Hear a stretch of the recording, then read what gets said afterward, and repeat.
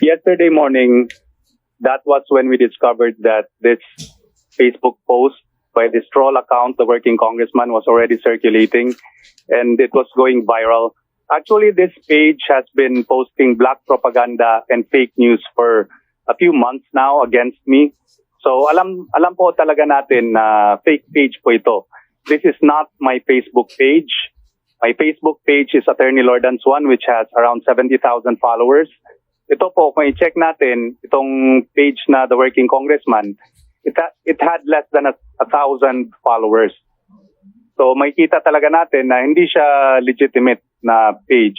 And matagal na po silang nagpapakalat ng black propaganda and fake news, pretending to be me in order to destroy my reputation. Siyempre, kakausapin namin yung legal team namin kung ano bang pwedeng i-file kasi grabe talaga itong black propaganda na to. I'm just one of 215 lawmakers na nag-vote ng yes. And it seems to me that the House has found that the impeachment complaint has form and substance, kaya na-approve talaga siya sa House with 215 votes. So, ano lang talaga to, black propaganda lang talaga pang paninira sa akin. And then, tingin ko, yung Facebook post na yon naka-boost. Sobrang boost talaga to, boosted talaga. Yes, of course.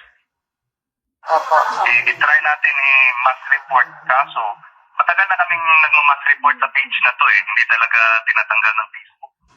Yes, hindi po akin yun. Isa lang po yung Facebook page ko, Attorney Lordans One. Isa lang talaga ang Facebook page ko. Yan yung may 70,000 followers. Itong The Working Congressman, troll page po ito. Tapos, black propaganda lang talaga.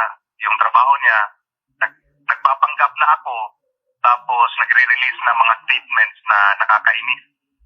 Kasi parang... Yung parang pinapagalit yung mga tao against me.